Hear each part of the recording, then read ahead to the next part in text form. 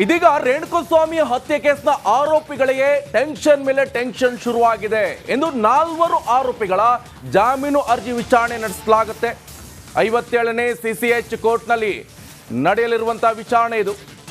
Darshan A2 ಆರೋಪಿ, Pavithra Gowda A1 ಆರೋಪಿ, ಹಾಗೆ ಪವನ್ A3, ವಿನಯ್ ಅರ್ಜಿ ವಿಚಾರಣೆಯನ್ನು ನಡೆಸಲಾಗುತ್ತೆ. ಟೋಟಲ್ 4 ಜಾಮೀನು ಅರ್ಜಿಗೂ ಹಿಂದೆ ಆಕ್ಷೇಪಣೆಯನ್ನ ಸಲ್ಲಿಕೆ ಮಾಡ್ತಾರಾ? ಹಾಗಾದ್ರೆ SPP ಪ್ರಸನ್ನ ಕುಮಾರ್ರಿಂದ ಆಕ್ಷೇಪಣೆ ಸಲ್ಲಿಕೆ ಸಾಧ್ಯತೆ ಆಗುತ್ತೆ. ಯಾಕಂತ ಹೇಳಿದ್ರೆ ಯಾಕೆ ಇವರಿಗೆ ಜಾಮೀನನ್ನ ಕೊಡಬಾರ್ದು, ಜಾಮೀನು ಕೊಟ್ರೆ ಮುಂದೇನಾಗುತ್ತೆ, ಸಾಕ್ಷ್ಯ ನಾಶ ಮಾಡ್ತಾರಾ? ಎಲ್ಲ ಪ್ರಕರಣಕ್ಕೂ ಕೂಡ ಟ್ವಿಸ್ಟ್ ಪಡೆದುಕೊಳ್ತಾನೆ ಹೋಗ್ತಾ ಇದೆ. ಟೋಟಲ್ ಇವತ್ತು 4 ಜನರ ಅರ್ಜಿ ವಿಚಾರಣೆಯನ್ನ ನಡೆಸಲಾಗುತ್ತೆ. ಪ್ರಪ್ರಥಮ ಬಾರಿ 23ನೇ ತಾರೀಕಿಗೆ ಡೇಟ್ ಆಯಿತು. ತನಿಖೆ ನಡೆಸೋರು ಆವತ್ತು ಜಾಮೀನು ಸಿಗ್ಲಿಲ್ಲ. ಇವತ್ತು ಆ ಜಾಮೀನು ಅರ್ಜಿ 4 ಜನರದ್ದು ವಿಚಾರಣೆ ಆಗುತ್ತೆ. ಆದರೆ ಆ ಮೂಮೆಂಟ್ ಅಲ್ಲಿ ಮೊನ್ನೆ ಹೇಳಿದ್ರು ಏನಾದರೂ ಆಕ್ಷೇಪಣೆ ಸಲ್ಲಿಸದಿದ್ರೆ ಸಲ್ಲಿಸಿ ಅಂತ. ಆದರೆ SPP ಪರವಾಗಿ ಪ್ರಸನ್ನ ಕುಮಾರ್ ಅವರು ವಾದವನ್ನ ಮಾಡ್ತಾ ಇದ್ರು. ಹಾಗಾದ್ರೆ ಆಕ್ಷೇಪಣೆ ಅರ್ಜಿಯನ್ನ ಇವತ್ತೇ ಸಲ್ಲಿಸ್ತಾರ? ಹಾಗಾದ್ರೆ ಸಲ್ಲಿಸುವಂತ ಎಲ್ಲ ಸಾಧ್ಯತೆಗಳು ಇರುವಂತದ್ದು. ಯಾಕಂತ ಹೇಳಿದ್ರೆ ಜಾಮೀನು ಕೊಟ್ಟರೆ ಏನಾಗಬಹುದು ಮುಂದೆ ಅಂತ. ಯಾಕಂತ ಹೇಳಿದ್ರೆ ದರ್ಶನ್ ಒಬ್ಬ ಪ್ರಭಾವಿ ವ್ಯಕ್ತಿ, ಹಣಕಾಸಿಗೇನು ಕೊರತೆ ಇಲ್ಲ. ಮುಂದ್ಗಡೆ ಹೊರಗಡೆ ಬಂದಂತ ಸಂದರ್ಭದಲ್ಲಿ ಸಾಕ್ಷ್ಯನಾಶ ಮಾಡುವಂತ ಸಾಧ್ಯತೆ ಇದೆ. ಈ ಹಿಂದೆ ಕೂಡ ರೇಣುಕಸ್ವಾಮಿ ವಿಚಾರಕ್ಕೆ ಸಂಬಂಧಪಟ್ಟಂತೆ ಸಾಕ್ಷ್ಯನಾಶ ಮಾಡೋಕೆ ಹೊರಟಿದ್ದಾರೆ. ಚಾರ್ಜ್ ಶೀಟ್ ನಲ್ಲಿ ಇವೆಲ್ಲವೂ ಕೂಡ ಉಲ್ಲೇಖ ಆಗುತ್ತೆ. ನೋಡ್ಬೇಕು ಏನಾಗುತ್ತೆ ಅಂತ.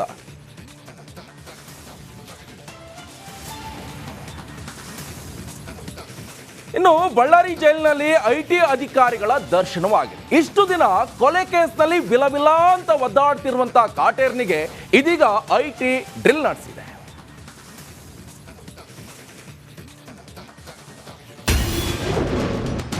ಕೊಲೆ ಸಾರಥಿಗಿಂದು ಡಬಲ್ ಟೆನ್ಷನ್. ಅತ್ತ IT ಡ್ರಿಲ್, ಇತ್ತ ಬೇಲ್ ಅರ್ಜಿ ವಿಚಾರಣೆ.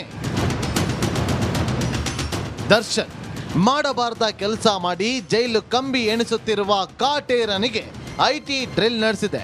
ಕೊಲೆಯ ಸಾಕ್ಷ್ಯ ನಾಶಕ್ಕೆ ಬಳಕೆಯಾದ 84 ಲಕ್ಷ ರೂಪಾಯಿ ಹಣದ ಮೂಲ ಪತ್ತೆಗೆ IT ಎಂಟ್ರಿ ಆಗಿದೆ. ಸುಮಾರು 4-5 ಗಂಟೆಗಳ ಕಾಲ ದರ್ಶನ್ಗೆ IT ಡ್ರಿಲ್ ನಡೆಸಿತು. ಆದರೆ ನಿನ್ನೆ IT ವಿಚಾರಣೆ ಮುಗಿದಿಲ್ಲ. ಇವತ್ತು ಕೂಡ IT ಅಧಿಕಾರಿಗಳು ವಿಚಾರಣೆ ಮಾಡಲಿದ್ದಾರಂತೆ.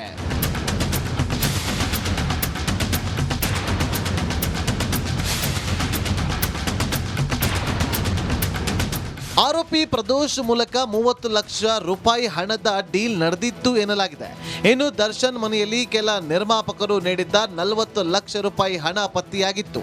ಈ ಬಗ್ಗೆಯೂ ಕೂಡ IT ಅಧಿಕಾರಿಗಳು ಪ್ರಶ್ನೆ ಮಾಡಿದ್ದು ದರ್ಶನ್ ಅವರ ಹೇಳಿಕೆಯನ್ನ ದಾಖಲಿಸಿದ್ದಾರೆ.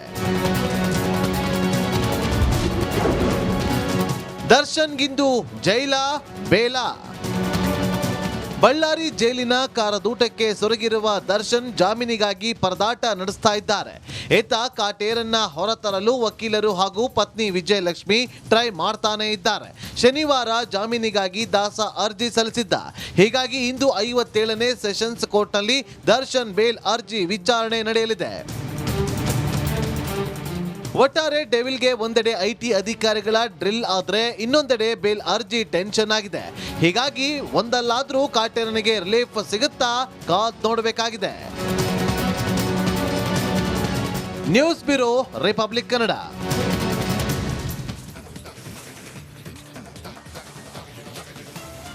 ಕಂಬಿ ಹಿಂದೆ ಕಾಟೇರ ವಿಲವಿಲ ಅಂತ ಒದಾಡ್ತಿದ್ದಾನೆ. ಬಿಡುಗಡೆಗಾಗಿ ಬೇಲ್ ಮೊರೆ ಕೂಡ ಹೋಗಿದ್ದಾನೆ.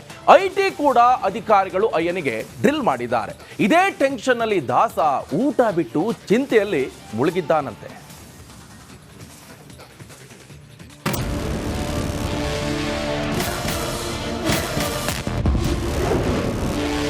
ಬಳ್ಳಾರಿ ಜೈಲಿನಲ್ಲಿ ನಟ ದರ್ಶನ್ಗೆ IT ಡ್ರಿಲ್.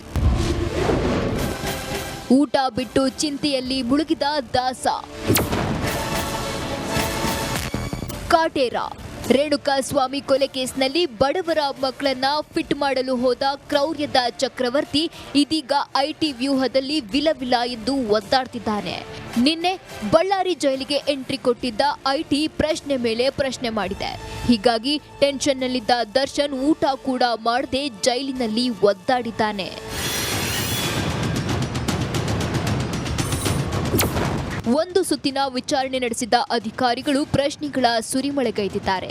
ರೇಣುಕಾಸ್ವಾಮಿ ಕೊಲೆ ಕೇಸ್ನ ಮುಚ್ಚಿ ಹಾಕಲು ಲಕ್ಷ ಹಣ ಖರ್ಚು ಮಾಡಲಾಗಿದೆ. 84 ಲಕ್ಷ ಹಣವನ್ನ ಪೊಲೀಸರು ಸೀಸ್ ಮಾಡಿದ್ರು. ಈ ಹಣ ಎಲ್ಲಿಂದ ಬಂತೆಂದು ಅಧಿಕಾರಿಗಳು ವಿಚಾರಣೆ ನಡೆಸುತ್ತಿದ್ದಾರೆ. ಐಟಿ ಡ್ರಿಲ್ಗೆ ದರ್ಶನ್ ಟೆನ್ಷನ್ ಆಗಿದ್ದು, ಹೀಗಾಗಿ ಊಟ ಕೂಡ ಮಾಡಿಲ್ಲ.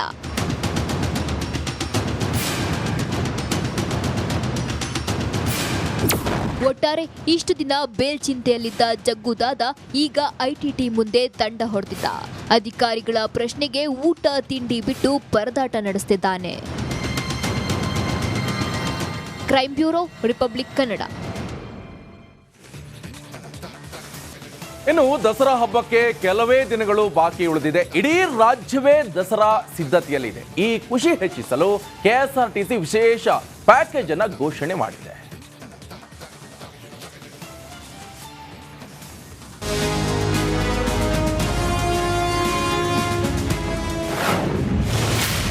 ದಸರಾ ಹಬ್ಬಕ್ಕೆ ಪ್ರಯಾಣಿಕರಿಗೆ ಬಂಪರ್ ಗಿಫ್ಟ್. ಮಂಗಳೂರು ಕೆಎಸ್ಆರ್ಟಿಸಿಯಿಂದ ವಿಶೇಷ ಪ್ಯಾಕೇಜ್. ನಾಡಹಬ್ಬ ದಸರೆಗೆ ದಿನಗಣನೆ ಶುರುವಾಗಿದೆ. ಹಬ್ಬದಲ್ಲಿ ದೇವಸ್ಥಾನಗಳಿಗೆ ಪ್ರಯಾಣಿಸುವವರ ಸಂಖ್ಯೆ ಹೆಚ್ಚಾಗಿರೋದ್ರಿಂದ ಭಕ್ತರಿಗೆ ಅನುಕೂಲ ಆಗುವಂತೆ ಮಂಗಳೂರಿನಲ್ಲಿ ಕೆಎಸ್ಆರ್ಟಿಸಿ ಪ್ರಯಾಣಿಕರಿಗೆ ವಿಶೇಷ 4 ಪ್ಯಾಕೇಜ್ಗಳನ್ನು ಘೋಷಿಸಿದೆ.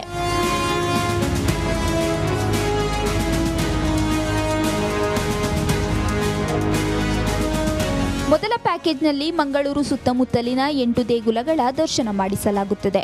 ಮಂಗಳಾದೇವಿ, ಸುಂಕದಕಟ್ಟೆ, ಕಟೀಲು, ಬಪ್ಪನಾಡು, ಸಸಿಹಿತ್ಲು, ಚಿತ್ರಾಪುರ, ಉರ್ವ ಮಾರಿಯಮ್ಮ ಹಾಗೂ ಕುದ್ರೋಳಿ ದೇವಾಲಯಗಳ ದರ್ಶನ ಮಾಡಿಸಲಾಗುತ್ತದೆ. ಈ ಪ್ಯಾಕೇಜ್ನಲ್ಲಿ ಪ್ರತಿ ಪ್ರಯಾಣಿಕನಿಗೆ 400 ರೂಪಾಯಿ ದರ ನಿಗದಿ ಮಾಡಲಾಗಿದೆ.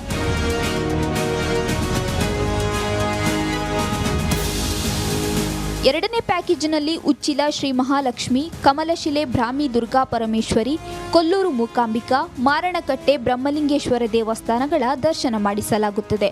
ಇದಕ್ಕೆ 500 ರೂಪಾಯಿ ದರ ನಿಗದಿಪಡಿಸಲಾಗಿದೆ.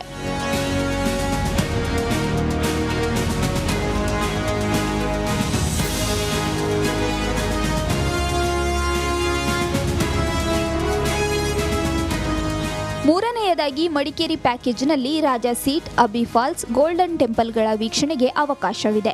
ಇದಕ್ಕೂ 500 ರೂಪಾಯಿ ದರ ನಿಗದಿ ಮಾಡಲಾಗಿದೆ. ಈ ಬಾರಿ ಮುರುಡೇಶ್ವರ ದೇವಸ್ಥಾನ ಬೀಚ್ ಪ್ರವಾಸ ಹೊಸದಾಗಿ ಸೇರ್ಪಡೆಯಾಗಿದೆ. ಇದರಲ್ಲಿ ಕುಂಬಾಶಿ, ಚಂಡಿಕಾ ದುರ್ಗಾ ಪರಮೇಶ್ವರಿ, ಆನೆಗುಡ್ಡೆ, ಉಚ್ಚಿಲ ದೇವಾಲಯಗಳ ದರ್ಶನವೂ ಇರಲಿದೆ. ನಮಗೆ ಫಸ್ಟ್ ಇಯರಿಗಿಂತ 2ನೇ ವರ್ಷ, ಲಾಸ್ಟ್ ಇಯರ್ ಒಳ್ಳೆ ರೆಸ್ಪಾನ್ಸ್ ಆಗಿದೆ. ಫಸ್ಟ್ ಇಯರಲ್ಲಿ ನಮ್ಮದೊಂದು ಈ ಒಂದು ದಿನಕ್ಕೆ 17ರಿಂದ 18 ಗಾಡಿ ಎಟ್ ಎ ಟೈಮು, ಅಂದರೆ ಒಂದೇ ಪ್ಯಾಕೇಜಿಗೆ ಹೋದದ್ದು ಇದೆ. ಬಟ್ ಆ ವರ್ಷ ಒಂದೇ ಪ್ಯಾಕೇಜ್ ಇತ್ತು. ಈ ನವರಾತ್ರಿ ದರ್ಶನ ಅಂತ ಏನು ಇದು ಮಾಡಿದ್ವಿ ಅದು ಮಾತ್ರ ಇತ್ತು. ಹೋದ ವರ್ಷ ನಾವು 2 ಪ್ಯಾಕೇಜ್ಗಳನ್ನು ಆ್ಯಡ್ ಮಾಡಿದ್ವಿ, ಕೊಲ್ಲೂರು ಮತ್ತು ಮಡಿಕೇರಿ.